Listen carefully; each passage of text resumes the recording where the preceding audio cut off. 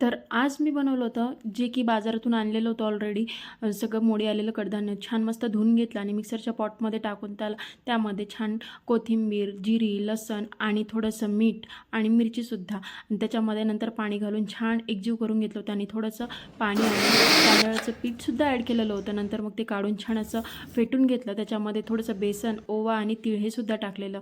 नंतर मग छान तिच्यासाठी वेगळं केलेलं होतं, कारण त्याच्यामध्ये मिरची फक्त एकच टाकलेली होती आणि तिला छान अट्रॅक्टिव्ह वाटावं म्हणून त्याच्यावर छान असे डाळिंबाचे दाणेसुद्धा लावलेले होते. खूप छान तिने आवडीने खाल्लं. तुम्ही बघा किती मस्त, आणि तिलाही खूप आवडलं आणि त्यांना पण खूप आवडलं. फर्स्ट टाईमच केलं होतं पण फार छान झालं होतं.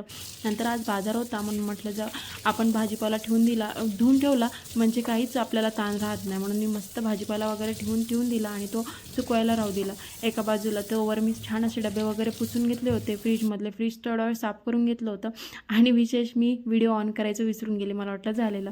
नंतर मग शेंगदाणे तुमच्याकडे पण आणतात का ते मला नक्की सांगा. आमच्याकडे नेहमी असतात आणि खारे शेंगदाणे यांना पण खूप आवडते आणि मलासुद्धा. नंतर छान असं जे पालेभाज्या आहेत ते सुद्धा डब्यामध्ये काढून ठेवलं होतं. त्या मी धुवत नाही, बिकॉज काय होतं ना, खराब होते, म्हणून मी जेव्हाच्या तेव्हा धुते. आणि नंतर मग पालक वगैरे पण असं फक्त कट करून ठेवून दिलेली होती. आणि आता आमचं इथे असं चाललेलं होतं, मोठ्यांच्या चपला आम्हाला खूप आवडायला लागल्या. जीवापेक्षा मोठी चप्पल जास्त झाली होती ती, आणि ब्लॉग आलेला आहे, नक्की बघा.